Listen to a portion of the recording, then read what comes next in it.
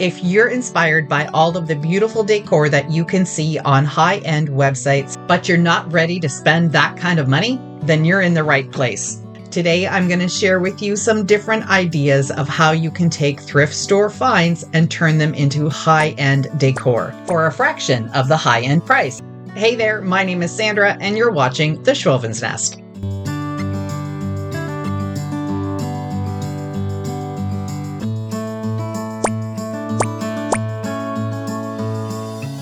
One of the most expensive things that I see on high-end websites like West Elm is their artwork. Artists spend a lot of time creating their pieces, so it's no wonder that everything is so high priced.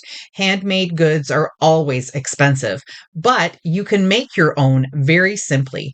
Now, this piece is going to be a lot smaller than the inspired piece from West Elm, but I really loved the simplicity of those jars. This is an artist panel that you can find at most craft stores, Michael's, some of the dollar stores carry them as well. This one is one that I had in my stash. And what I'm doing is using that salmon water-based wood stain. It's called Urban Gray, and I watered it down even a little bit more. This is just a color that's going to blend very nicely in my home. I didn't really want the wood look of the inspiration piece, but you can definitely do whatever suits your decor best. I went over it twice just to deepen the color a little bit, and then I started to go on the inside of the wood frame and around the exterior sides.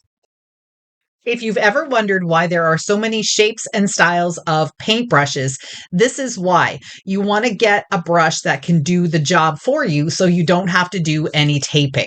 Using a water-based stain is going to seep underneath your tape anyway, so choosing the right brush for the project will make things go a lot quicker.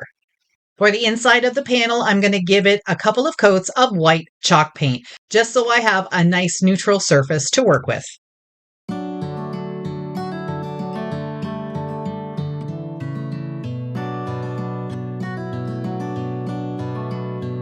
When I'm looking for some printables that I want to use for artwork or anything that I'm crafting, I always go to Pixabay first because they have thousands and thousands of photos, illustrations, and vectors, which are SVG files that you can get for free. Now, when you want to download just an image like what I'm going to be doing here, you don't have to have a login, but if you're going to do SVG files, which is our Cricut files or any other type of file, you'll need to create a free account. I have had an account with Pixabay for probably 6 or 7 years now, and it's the first place I go to look for something. Yes, it's going to take you some time to weed through all of the images. As you can see, when I typed in earthenware pot, it gave me over 7,000 images. That takes a little bit of time, but when you know what you're looking for, it's usually pretty simple to find it. This is the very first image that came up when I typed in earthenware pots, and I decided to use it. Now, it's double-sided here, but that's only because I didn't adjust my printer, so I had to print it again. But I'm doing this on a piece of white cardstock, and that just makes it a little bit easier to manage when you're working with something like Mod Podge. Of course, you could just use a glue stick if you want, but I'm going to be putting Mod Podge on top of this as well. So I wanted to make sure that it had no wrinkles, no creases, no bubbles. When I'm using Mod Podge, I like to work in sections. So I only put some Mod Podge on the back of the cardstock, probably about a third of the way across. Now I'm centering it, laying it down onto my panel and adding any extra glue in the corners where there wasn't a whole lot there. If you don't put a really thick layer of Mod Podge on, it's going to dry fairly quickly. But I didn't want it to soak through to the front and cause extra wrinkles and bubbles. So it's just much easier to add more glue than take it away. Now I'll be adding the Mod Podge to the artist panel and then smoothing out my cardstock on top. I know Mod Podge can be a little on the pricey side. I tend to buy mine in bulk in these large 16-ounce containers, but you can also use any type of glue to glue this down. I already mentioned using a glue stick. You probably have to use quite a bit of one because of the cardstock being on the thicker side. but school glue would be fine, whether it's white or clear. You just need something to hold that cardstock onto the artist's panel.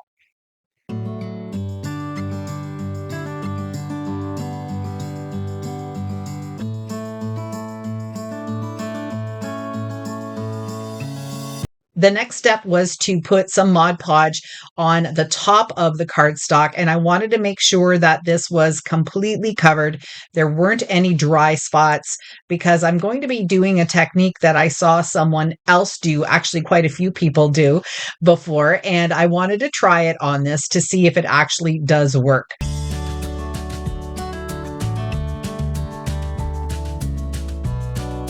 I'm also going to give the white portion of the artist's panel a really good coat of Mod Podge too, again, making sure that there aren't any dry spots.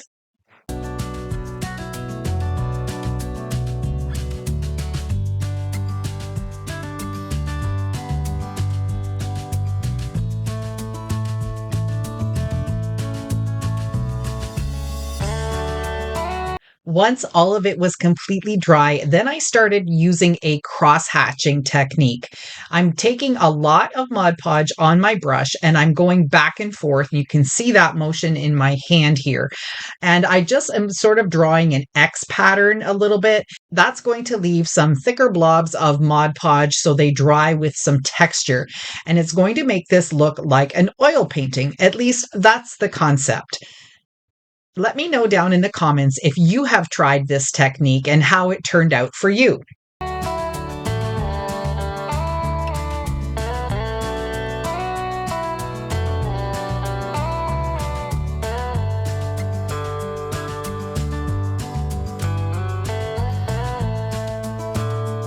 Here's a close-up look of all the texture.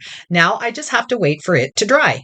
After it was completely dry, I gave it a couple of coats of a gloss clear finish, and that made it sparkle. I really like the texture on this and how it turned out. It really does look like an oil painting.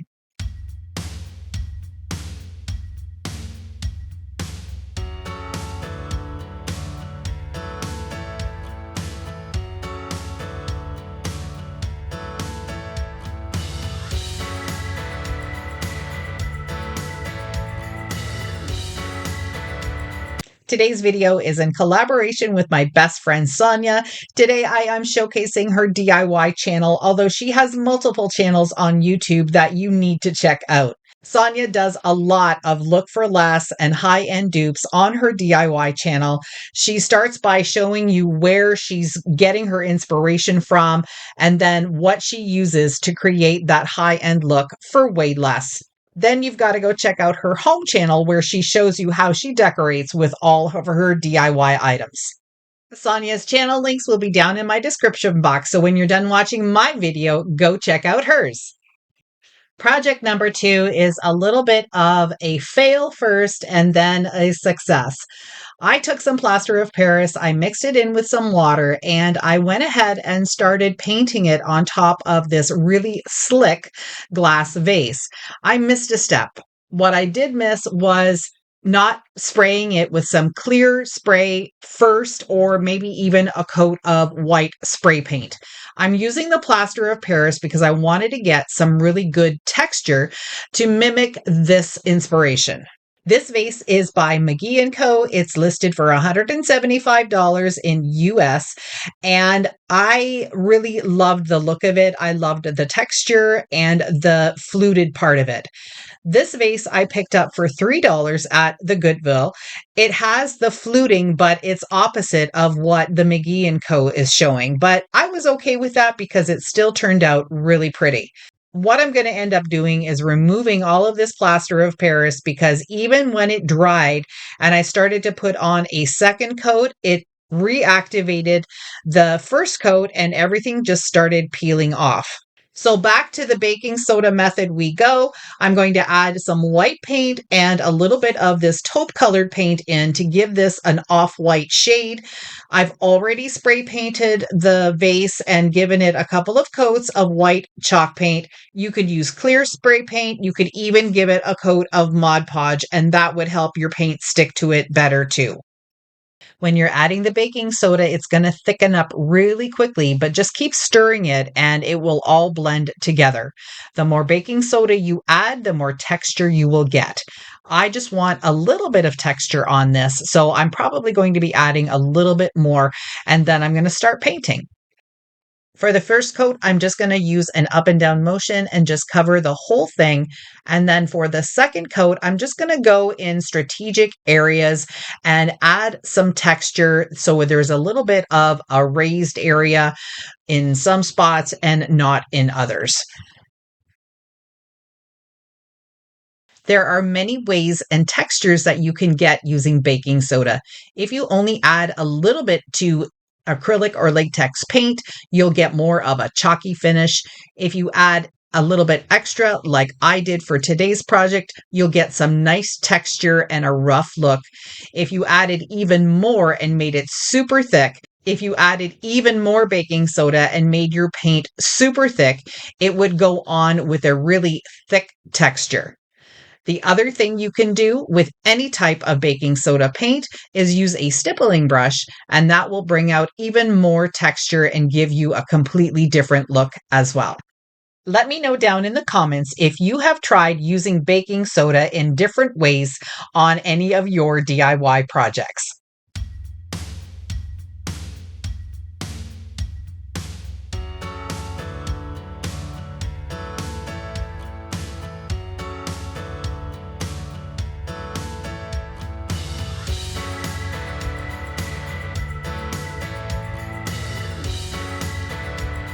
Now that we're getting close to being able to spend more time outdoors with the nicer weather, I'm starting to look at some lanterns and beachy things and maybe even some little cottagey things that I might want to decorate some of my home with and also use outdoors on the patio. These McGee & Co. Seagrass Hurricane Lanterns are $34 for the small one and $38 for the large one. What I'm doing is taking apart this seagrass placemat that I picked up at my local dollar store for $4.25.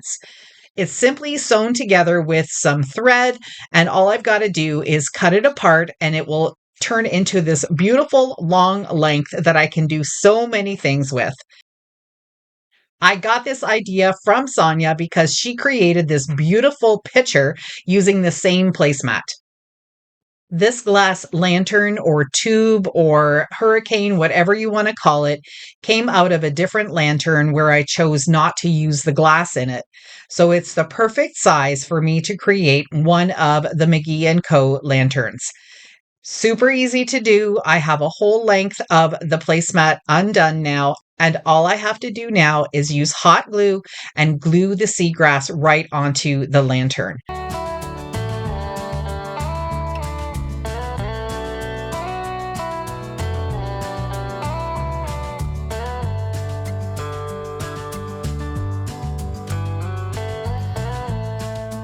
Once I got around to the beginning, then I started the second row.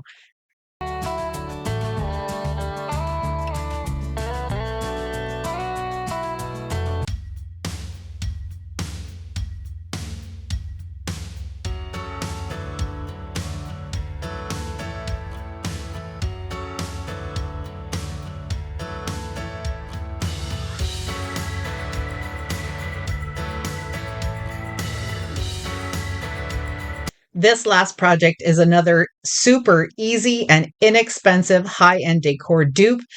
It's inspired by this black picture from West Elm, which is a beautiful shape, and it has a really pretty matte finish.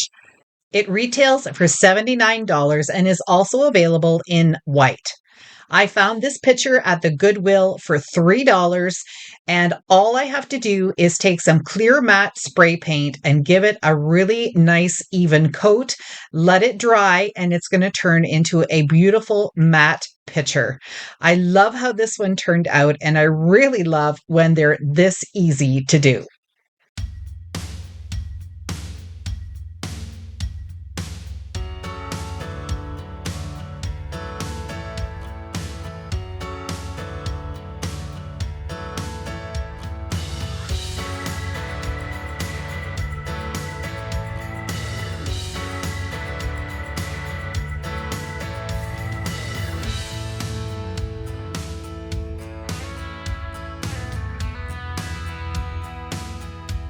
It's really easy and inexpensive to create a warm and elegant home using finds from the thrift store that you can easily upcycle with a little bit of paint and maybe some dollar store supplies.